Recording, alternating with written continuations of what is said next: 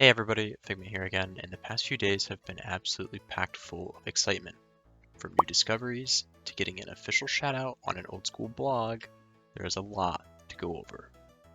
Oh yeah, and I even pulled a T-bow.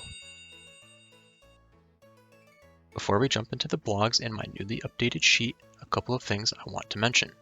I highly suggest watching my previous video and take a look at my ever-evolving sailing prep sheet, as both will be referenced in this video. You can find the links below in the description or click the card in the top right of your screen to check the video out. The sheet is already updated with the technical release as of November 5th. Parroting the theme from the sheet, this video will focus on rushing to 99 sailing, min-maxing, and overall efficiency. If these do not interest you as much, don't leave just yet, as there is some juicy info later on for everybody. On November 5th, we got the technical pre-release. This includes additions like sailing being added to the skills tab, a skill guide complete with all sailing related items, including upgrades and associated costs. And we also got an entire world map expansion, which you can see all the new islands and sailing content added to the map right now in the live game. However, you can't train sailing just yet, so you'll have to wait for the full release on November 19th. Let's take a quick peek at the two blog posts. Now, I don't want to put out some quick patch note scrolling slop, so I'm going to skim pretty hard and focus on a few key parts. However, I highly advise to watch the embedded video and read the entire blog post, as there is some great beginner information and beautiful infographics. This blog post centers around preparing for Old School Runescape's first new skill, sailing. And somehow, my sailing prep sheet snuck its way into the blog post. So, of course, I had to make a video on it. For someone who has just started to make videos on Old School RuneScape content, this is honestly mind-blowing. Thank you so much to the Old School team for the shout-out, and thank you to all the wonderful people who have left positive comments on both my sheet and the video. You guys are awesome. Also, as a side note, I will have an early sailing route document and video pair that I will be dropping on Sailing Eve. So keep an eye out for that, and if you want to get an advantage on day one, I wouldn't miss it. Alright, that's enough glazing and shilling for now. Into the blog posts we go. First, and really the single most important thing on the blog, is the launch times. These are all in UTC, so as an East Coaster, I've converted these times to Eastern Standard Time, which is -5 from UTC. Here are the adjusted times on your screen. Now, what's extremely interesting to me is the fact that a large majority of people have overlooked this potential bombshell dropped by Jagex. We'll be logged in, but the update will have been deployed. That's right, the update is live on server up, even if sailing is currently disabled. Warning, the following information is speculation and not confirmed. This means that potentially non-sailing requirement actions might be doable on server up. Now, I went ahead and tested many things after the technical release, and while pretty much none of these worked, I do think that this has a decent chance of being different when the server comes up on the 19th. Here we have a quick list I made where we have the action, if I tried it on the technical patch, if it works, and a note if I think it will work during the 2 hours before release. Some quick mentions. Making repair kits. These do not have a sailing requirement to make, and if this is live, I will 100% be doing this. This is a massive time save in my opinion, as you immediately have boat food for any situations you might need it. Now, I did test this with the technical release, and they are not able to be crafted currently in the play-around house or the shipwright, as he doesn't want to talk to us just yet. On a similar note, you might be able to pre-craft boat resources such as hulls, keels, and bolts, as this is a pretty decent time save, but you could potentially pre-craft everything you need for all of your future boat upgrades. We'll get into the exact details later on that in the updated sheet. You also might be able to attempt to find the new seed drop locations. These might be in spots such as pickpocketing master farmers, certain mobs, or even seed packs. This might be one of the single best things to do if it does work. Being able to get the new seeds and plant them before the skill releases is massive, as this will allow you to potentially build upgrades for when you get the level requirement, rather than stopping what you're doing to go get the new seeds and waiting for them to grow. Remember, these are for the sail and mast upgrades, meaning it's quite likely that this will affect the speed of your boat, and who doesn't like to go fast? I have an honorable mention here for making the new cannonballs. I know 100% that this will not work. There is a pop-up message that hard requires the Pandemonium quest to be completed. This is actually the only mention of this pop-up at all in all of my limited testing. Real quick, as this is relevant to launch time, I've had a couple comments asking about my future content, and I can confirm I will be streaming my entire 1 to 99 sailing journey and beyond on Twitch at Figment_RS. I will be live on Twitch before the worlds come back up, planning and routing with any new information. I'll be honest, I probably won't be the most entertaining on launch as I might be fairly locked in, but feel free to come stop by, say hello, and share any information you might find. Alright, shameless plug over, let's get back to the blog.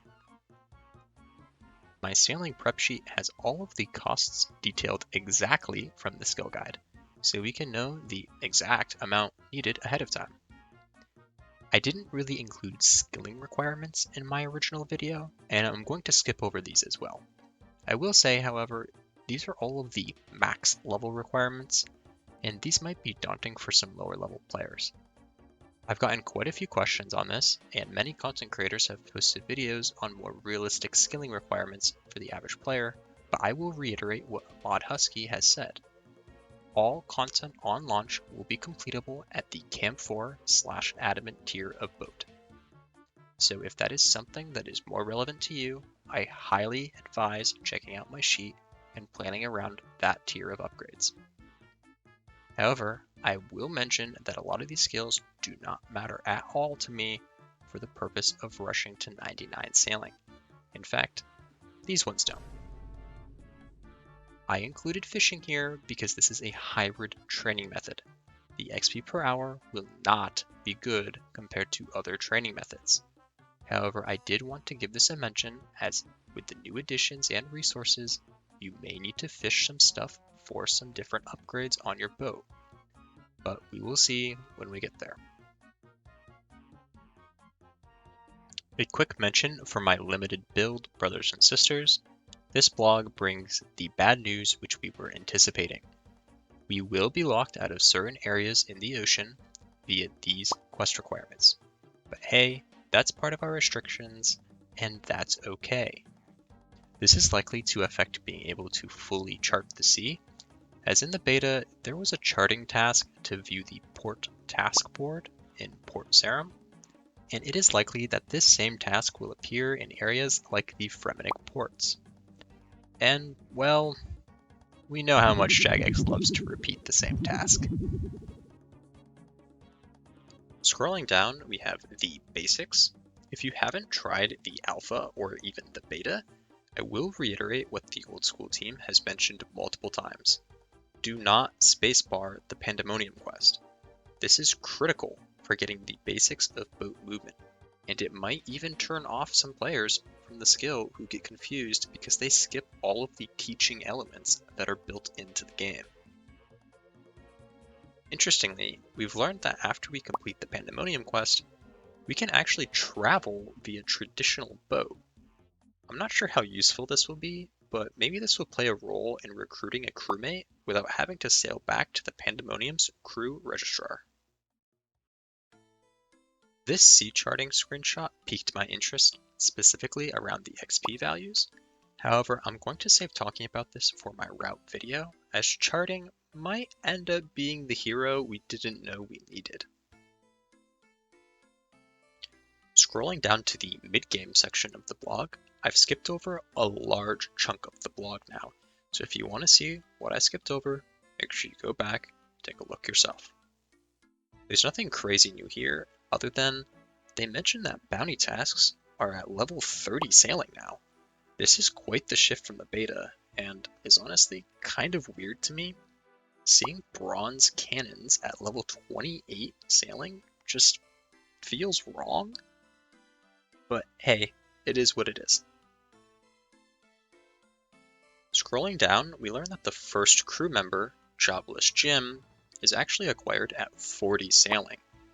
This is a little later than I expected for the crew member system, but either way, I can't wait to have Jobless Jim on my boat, and that could pretty much be replaced with any of my clan members because, well, you know, we're pretty much at the end of the blog now with some Iron account specific information.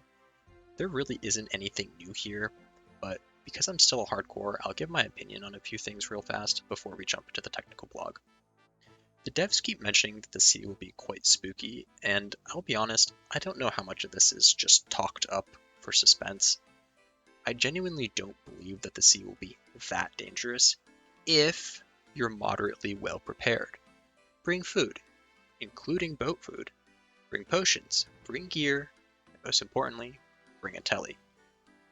I'll go over my thoughts specifically on the drinks in the route video, as I have a few solid ideas on how to not die if I'm somehow the first person to them, and they're also hard required. I want to end this section with a quick message about bugs. I've been a part of easily 100 plus game launches or large scale updates over the past 20 plus years, and I'll be honest, I really don't remember a single one that has been smooth sailing, pun intended.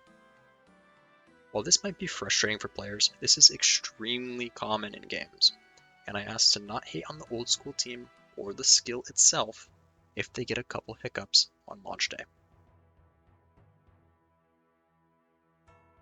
Okay, the technical blog is short and sweet. They detail everything that is currently available, which we will dive into later in more detail. But for now, the quick of it is, NPCs, items, and interfaces for sailing are in the game. Perk capes are not disabled yet. The skill guide and quest journal are visible, and most importantly, sailing XP cannot be gained. Okay, enough of the yapping about blogs. It's time to get into the good stuff. I did the editing on this over on my Twitch, so if you want the full unfiltered process with a bunch of nerding out over new information, feel free to check that VOD out. The intro page isn't really changed other than I've added my Twitch link at the bottom of the sheet. This is the Sailing Skill Guide. This is currently everything in-game except it's in a Google Sheets. The caveat here is that this is only the sailing specific skill guide, so other level requirements and skilling methods are not listed here. The sheet is completely overhauled from its first version, but I'm not going to take a lot of time on this as I highly recommend just scrolling through and checking out all of the new and updated build costs. Also, real quick, the key has changed, so keep that in consideration. One important thing to mention here was speculation in my previous video is info on larger ships. The core components on ships are separated by ship size, with raft being the smallest, skiff being the middle tier, and sloop being the largest boat. It turns out I was right on the money with facilities being static cost for all sizes of ship, and core components scaling with ship size. Here's a quick reminder for those who don't know how to use the filter option on the sheet. You can come up here to this little filter icon, click it, set the filter to search by condition, select something like text contains, and type in something like sloop, and then you will get all of the resources and build costs with whatever you just searched. This is a very useful tool to see everything in one place for something like one of the sizes of boat. I won't repeat much from my first video, so let's move on to the juice, the materials. The toggleable options in the top left have changed. Both of the first two options assume one singular skiff or sloop worth of upgrade.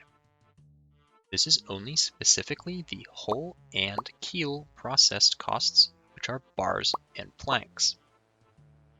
Also, the repair kit costs have been reduced, as indicated by this note right here. I have set the default to not include my personal expectations, but you can preview them by looking at the default goals I have set or by checking the box. I will explain my reasoning for these in the route video as it is more relevant there than this one.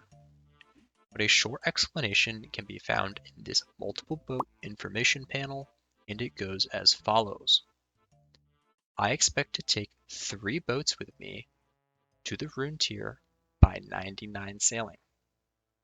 A skiff primarily for Barracuda trials, a sloop with 2 times salvaging hooks for 2-tick salvaging, and another sloop with 2 times cannons for ship combat.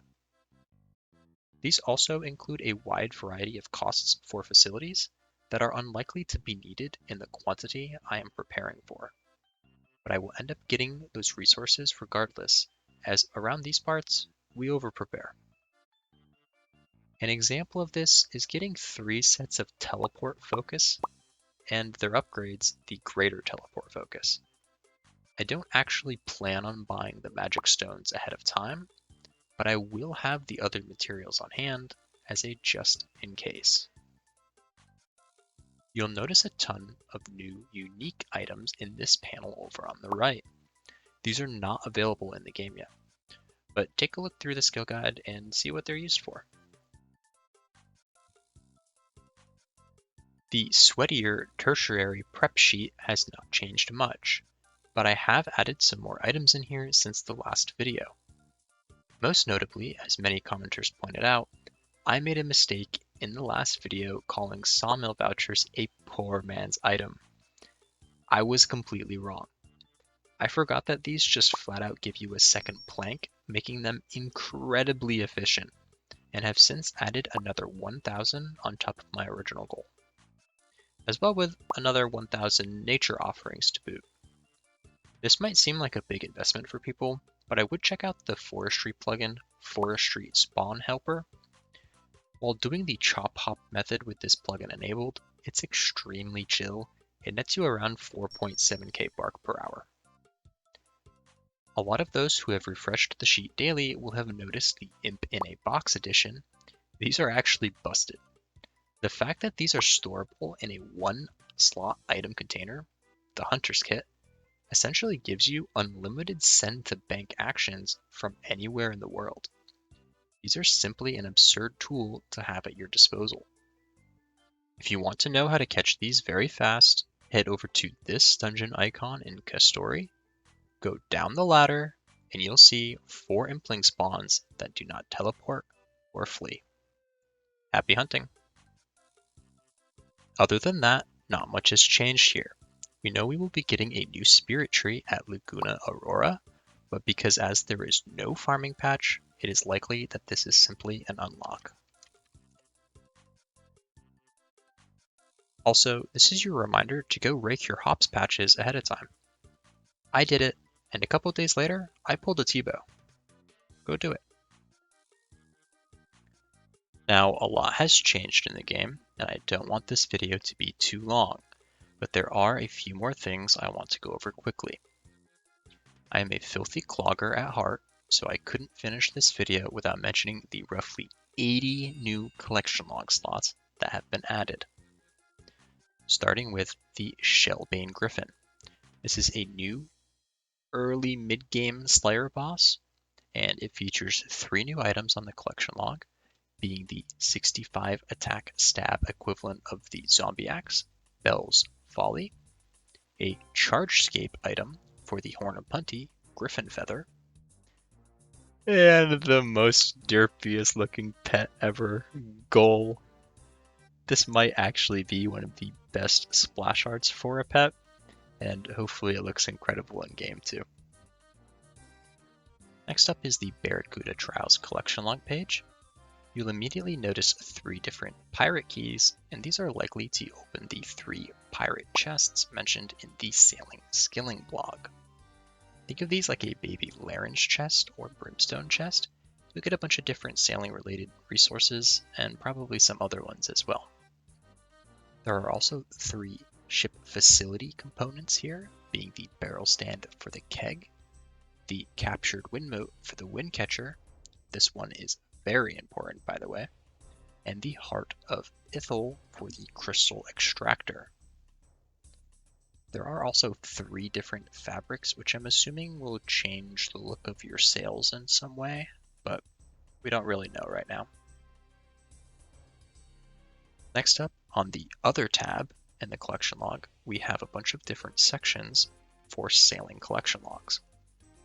First up is boat paints. These are likely to just paint the sail of your ship, but right now we don't know where these are from or what they're used for, but it's very likely that it's for ship customization. Next up is the Lost Schematics tab, and I'll be honest, this tab has me the most afraid. Here we have essentially recipes that we have to go out into the world and find.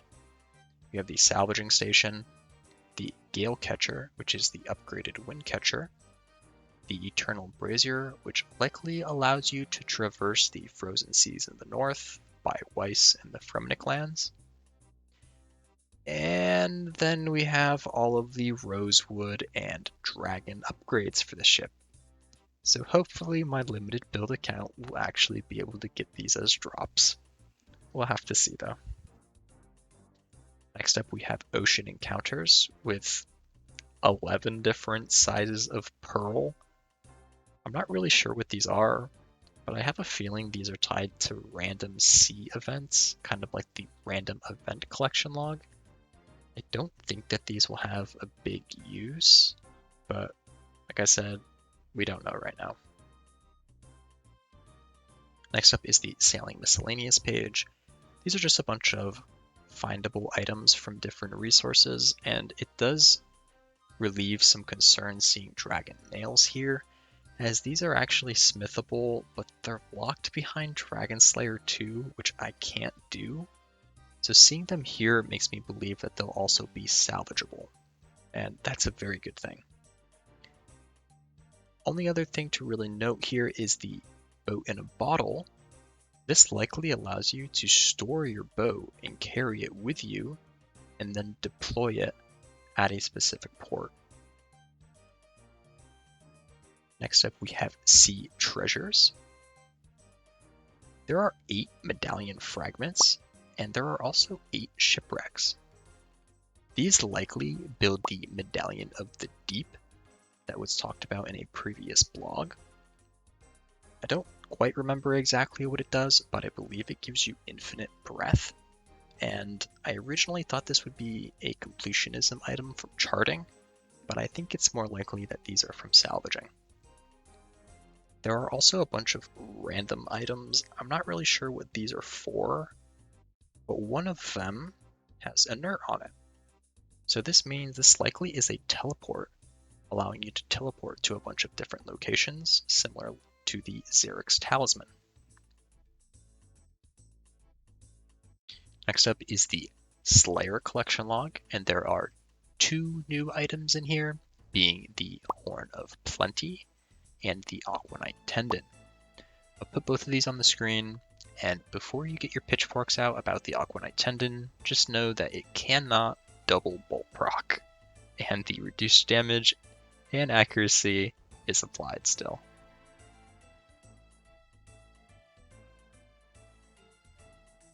Next up is the miscellaneous section, and there are 6 new big fish. That's a lot of fish.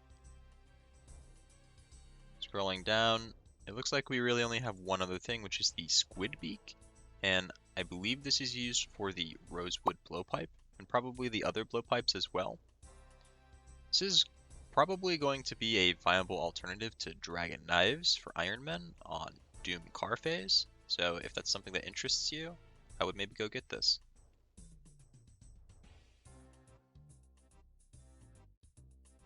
Last but not least, we have this sailing pet, the turtle named Soup. This is personally the one that I voted for in the poll, and I'm very happy that it passed.